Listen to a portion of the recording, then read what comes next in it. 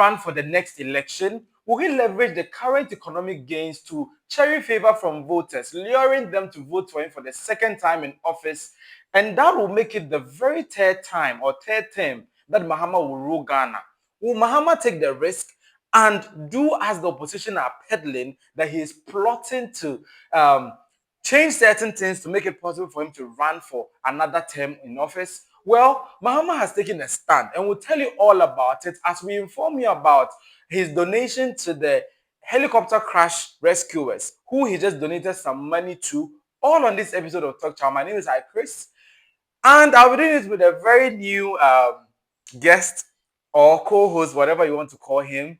But he goes by the name Percy. Percy, you're welcome to my show. Oh, thank you so much. I hope you are doing well. I'm doing really great. I really had to come check out IP Studios, and I have to say, so far so good. So far so good, right? Everything feels exhilarating in here. So nice in here. It's what? It feels what? So much exhilarating. Oh my God. It's scintillating for me. Oh. You know, on this show, our mantra is witty banters, right? But I want to ask, you have to banter in a witty way. But let's say there's a saying that better a witty fool than a foolish wit. Which are you? So you are really trying to put me on the spot. I'm putting you on the spot. Are you a witty fool or a foolish wit?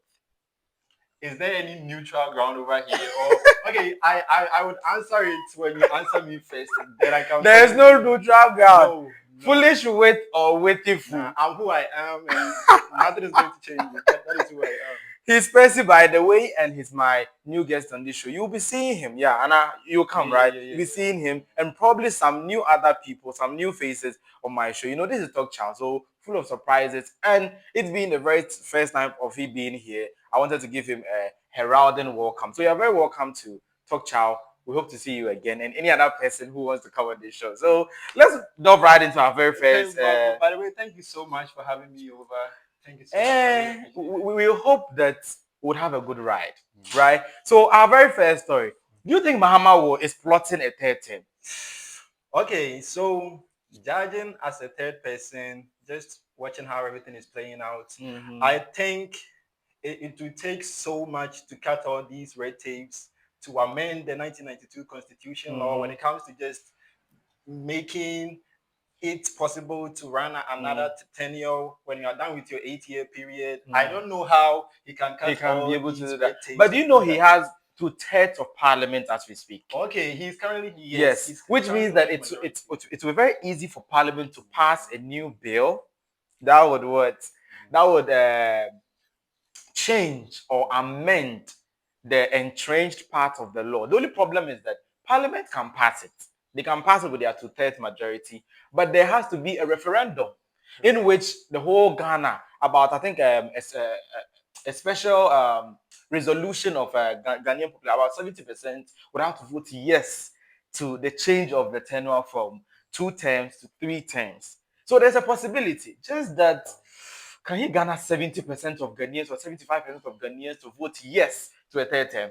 So probably speaking, he might not be able to have the power to do it currently to win the hearts of Ghanaians, but in his third year of second tenure, he can actually make something happen if his governance is so smooth and everything is working out so good. And Ghanaians think and they feel that him being in section again would actually benefit the whole. Do you think getting to the end of his tenure, this current tenure, he can do that? He can try to manipulate. But if he wants to do that, he has to start early enough so that he can galvanize enough support so that he can be able to psych people up. That's the reason why the opposition kept on peddling rumors that Mahama is plotting a third term. Mahama is plotting a third term. And today, as we speak, he has taken a stand. But I wanted us to give a backdrop to the story. Like the whole point of, okay, now he's in office. Things are going well. Don't you think so? Things are really going well since he took over office. The exchange rates, the inflation rates dropping, everything. You name it. You know, the cedi is currently the best performing currency in the world according to Bloomberg. Bloomberg rated the Ghanaian cedi the best performing currency in the world. The economy is doing well, apart from a few skirmishes here and there. The currency is going on well. He has galvanized or garnered a lot of goodwill for himself. So if you ask me, I think it's only safe to say that he should be harboring such a thought, right? He can start to harness such a thought or hone such a thought. But the opposition have been hammering it that because they probably think things are going well for him. No, probably that's I why. think they are a little bit petrified when it comes to his performance over the last 7 months, 8 months, period that he is currently in power. And I think everything is going on so good for him. But the very thing that I'm a little bit scared of is when it comes to their final section or their final tenure system, they kind of mismanage or mishandle. Because they are leaving office. Yes, because they are leaving office. I just hope that he can maintain the speed and the composure and everything. The momentum, right? Actor should continue forcing, and Afenya marking should continue marking, and we'll be very happy. But the thing is that for this very reason of Ghanaian politicians messing up in their last 10 years of office, Mahama is taking a stand. He's recusing himself from the next election. He says, no, to be able to maintain fiscal discipline, I will not contest for the next election. Have you heard of that? Yes. I just think that is possibly the best thing he could actually engage himself in. He needs his utmost attention when it comes to just maintaining that everything is going on smoothly and successfully. We don't want him to lose focus on what he's because the moment that he starts to think harbor thoughts for a new term or a third term, then he'll begin to lose focus on the economy, the country, developmental agenda, and some other stuff, trying to run a whole new campaign, those investing so much amount of money and don't tell anybody. He would have to steal some money to do campaign. You see that vibe? And I don't tell anybody. No, I think it can remain between the two of us. And Mahama was on a 3-day working visit. That's a state visit to Singapore. He was with the Singaporean President Taman Shanmugaratnam. Singaporeans, forgive me, why? Medical best here, right? Where he was saying that incumbent government usually try to circumvent physical disciplines just to be able to stay in office and get voters to be able to vote for it. So let's say in the fiscal year, election year, they will try to pump money into the system. Like they will release a whole lot of money, paying party delegates, paying people. So you realize that economics. I know you're an economics student. When there's so much money in circulation, what happens? Okay, so actually speaking, when you are investing so much into the wrong business or you're embarking on the wrong journey, all other things being equal, ceteris paribus says that you are so much not really going to focus on the funds that you're having. The funds can perfectly be used for developmental projects and stuff. So him actually provided information on, let's say, he's not going to pump enough money. He ain't doing that. He's never going to happen. I think it is a very good initiative. To him, he's going to maintain fiscal discipline so that those who are running for the election will run for the election whilst he continues to focus on governance. He said, and I read, I will not be a candidate in the next election, and therefore I can hold the line when it comes to fiscal discipline. Mahama said, unquote. So that means that the main reason why he's trying not to contest or do anything is that, one, he doesn't want the fiscal discipline that he has maintained over the past few months to be thrown off the bus, right? He wants to continue eye on the ball, continue to maintain the discipline, develop the fiscal the fiscal policies and the economic conditions to better over time, rather than because it's an election year they'll just pump money into the economy. And when they pump money into the economy, inflation will go up. Most of the other economic indicators will begin to mess up, just because there's so much money. When there's so much money in the system, the currency devalues, right? Inflation goes high, depreciation happens, and before we finish the election, the whole country is a mess. And according to him, he is going to break the cycle of such economic throes in Ghana's economy. What do you think about this? Okay, so one thing that I love about his governance is the element of accountability. He's just trying to do everything straight by the books. But I was not really catching the drift over here when it comes to him mentioning the fiscal policies. Because currently speaking, I don't know if when we make mention of fiscal policies, we are trying to talk about manipulating taxations and stuff to just make sure that you generate enough funds to start off developmental projects and stuff. So I'm here to ask again. Ghanaians are already complaining of the e-levy and stuff. E-levy has been Sorry, cancelled. Ghanaians are already complaining on the fuel taxes. It's just one Is fuel this tax. one? Just They are one. saying no. They call it Don't D-levy. try to be biased over They here. call it D-levy. It's just one levy. 1 liter is equal to 1 Ghana cedi, if I'm right. Yes. If I'm right. So he's Yes. saying he's going to strengthen the fiscal policies. Yeah. We have to know if 1 liter will be the tax will be 50 Ghana cedis, or we have No. Strengthening it is sometimes just maintaining discipline. Discipline. Like when you overspend, Okay. you throw the economy off balance. Because as a government, you're supposed to control money circulation. Bank of Ghana is supposed to make sure that there's not too much money in circulation in the economy. That's the reason why the government usually takes money from the economy via treasury bills, via bonds, via taking money from the people, right?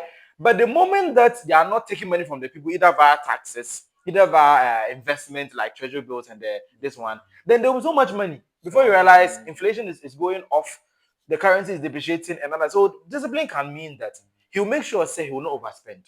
He'll make sure say he will not chop money. In other words, steal money.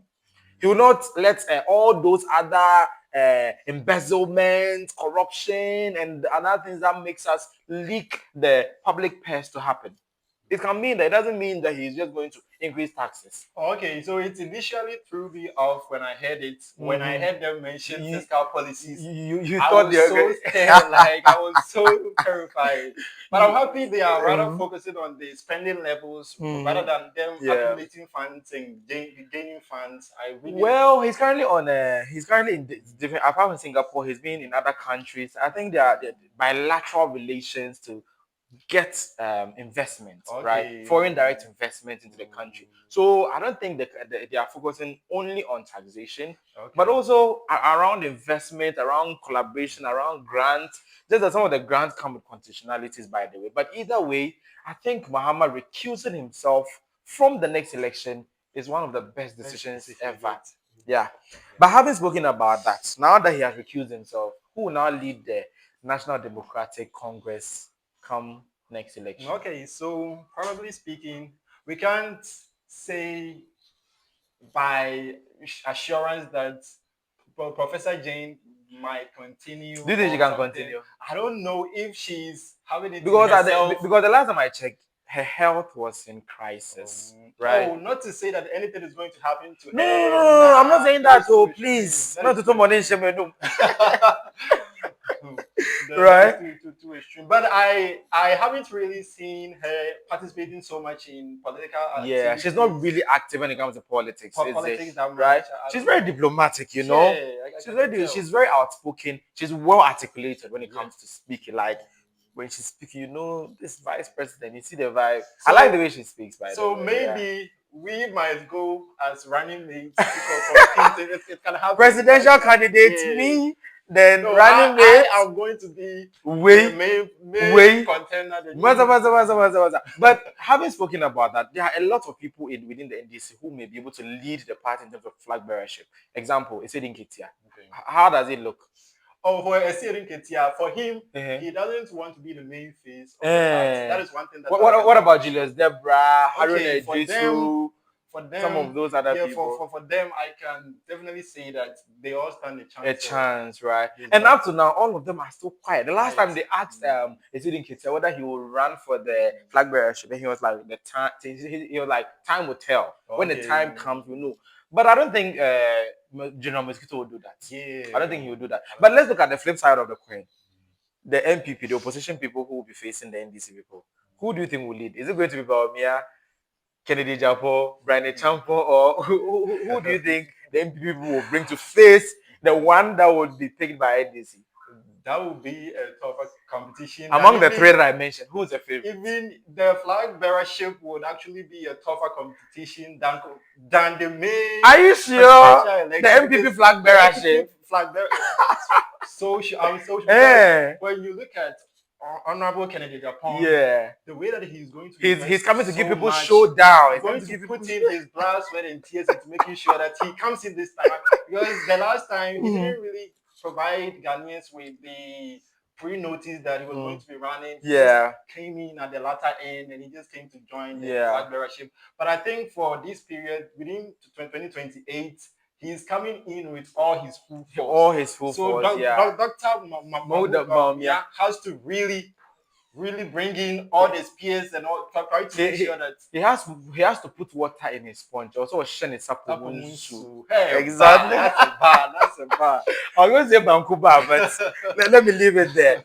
Mahama is currently in Singapore in bilateral talks with Singapore, focused on strengthening economic cooperation and investment. That's the reason why he's currently in Singapore and some other nations trying to get us some cash, right? Yeah, for sure. But on the flip side, or let's come home. Okay. Right here at home, let me tell you about the Pathfinders career mentorship program and book launch, which is happening this very Saturday at the University of Ghana Legon campus. You will definitely have to be there, right? This very program is going to make sure that your academic pursuits, your career pursuits are elevated to heights unthought of. Find details on the screen, and later on or on subsequent videos, I'll tell you more about it. Until then, Mahama has gifted the helicopter crash rescuers 100,000 Ghana cedis. Wow, that is. But when I first heard about that information, I felt like that was so generous from 100,000 pen from His Excellency. Me, I think it's just a meager 100,000 Ghana cedis. 100,000. You sitting here. How much money are you having in your bank account? Me, don't change the code. Don't change. We are all broke. The average Ghanaian. Point of correction. I earn broke. No. I earn broke. I can provide you with the fact that the average Ghanaian is broke. Okay, average Ghanaian is broke, but I'm not average, you know. Okay, so I'm premium. I'm platinum. So please, viewers, you can contact. Hey! So he gave them 100,000 Ghana cedis for helping out with the conveying of the bodies, the mortal remains of the 8 soldiers, not soldiers, but national officials who were on duty to Obuasi responsible mining program, and they unfortunately got involved in a crash, and unfortunately they were all charred beyond recognition, and they had to be conveyed. You all know how they were conveyed. I'm not going to mention it, but some of these residents had to walk 2 hours to the accident scene, carry the body on their heads, walk 2 hours back to where they can be able to meet a more troubled road, and the remains were brought to the capital for testing, burial. You know all those details. But recently, Mahama has sent the chairman of the National Democratic Congress to go to the city, go and give them 100,000 Ghana cedis to the men who carried the bodies and all the other people who assisted, as well as some other money for rituals. I think that's 20,000 Ghana cedis. Yes, for I think ritual. I don't know what ritual they're going to do. Chief has to take that money. I'm using rituals for lack of a better word, but maybe purification or pacification, right? Because they came and died on the land. They have to pacify that whole thing, right? So apart from the 100,000, H.E Johnson, the president of the Andes, as a president, chairman of the NDC, was there to present the 100,000 to the rescuers and 20,000 to the community, and that's what has been happening. What do you have to say about this? Okay, so I think it was such a kind gesture from the president. It was something that Ghanaians weren't really expecting. For me, I wasn't really looking out for him to come out and just show his appreciation through his donations and stuff. But I can say that the brevity of the incident is still the same. Ghanaians are moping, the Ghanaians are mourning, and him really taking that decision, that initiative to make that move is so nice. But something isn't fair over here. What is not fair? I have to voice out my concern. What is the concern? You know, he awarded those 13 people that 100,000 Ghana. Yeah. Do you know that I was the 14th person? Oh, Master, get away! I are sitting here, miles away from that. I was. You are there in spirit or what? While you guys were checking out, I was in there. I ain't checking anything. I didn't check anything. The bodies. I was. You carried which body? Whose body did you carry? Body. All of their bodies. All of their bodies. When your papa, according to Johnson, President Mahama has asked me to represent him and thank the residents who helped us recover the bodies of our 8 men. We have a plaque for all of you in honor of what you did. He went on to say, whatever will be left behind, let your DCs and party chairmen know so we clear those. Whatever cost there is, they should let them know so that they clear. So 100,000 for the 13 rescuers and 20,000 to the Adansi Traditional Council to facilitate traditional rites, as I was telling you earlier. Not only that, Johnson Sedi Ketia also promised them that Mahama has said he will fix. Mahama has assured to fix your road. He has promised developmental Changes. yeah, within the community. So like when they waiting, so does it mean that a disaster should happen in your community before they develop your this one and another day? Because it's in good faith, I understand. But development, money, 20,000, 100,000. What do you think? Okay, so from what just happened, I think Ghanaians, from what just happened, I think Ghanaians has to view this from a different point of view. Yeah. That maybe we would have to just send stones to crash all the planes passing in the air for the government to fix the roads for us. Because if it really had to take this for the government to come fix the road, then that is way. You know the reason why probably they figured they should fix the road? They had a very hard time getting to the accident scene. In fact, there were a point where they couldn't use cars to go there. They had to climb steep mountains to get to where the crash scene was. So they figured, yeah, bro, papa, you can fix your road in the morning. At long last, the battle has ended. So the people of Adanse have smiles on their face. Ghana is still mourning, but something positive has come out of it. The 13 men, they've been promised stable jobs. Right? They've been promised stable jobs according to their qualification. They won't come and say they are putting them into military. Meanwhile, one of them is shot. Right? So they promised them to give them jobs that will fit their pedigree or their credentials. Any final words before we wrap up? So I think the government for providing them the plaques for their bravery and their confidence when it came to that issue, because it really takes courage for you to get in there, try to pick up the bodies and everything. And it is very nice for the government to provide them with the plaques and all that. And I think so far everything is they. I think he's really handling the case very well. His Excellency is really handling He's it trying very his well. best. But I think he should really take this opportunity to fix most of the roads. Yeah, the rural roads. The rural roads in there. I think it will really help. Not just the urban roads. It will really help. The accident could have happened or take off anywhere, and most of the roads in Ghana are still under maintenance. They still have to work on it. So if an incident has to happen before they can work on the roads, it doesn't all go well for anyone, right? So for the record, Mahama is not going for a third term in office. So those spreading, peddling rumors about he plotting a third term, he's like, he ain't coming. And also he has gifted the rescuers of the helicopter crash. This has been Talk Chaw. My name is Chris, and I've been doing this with Percy. See ya.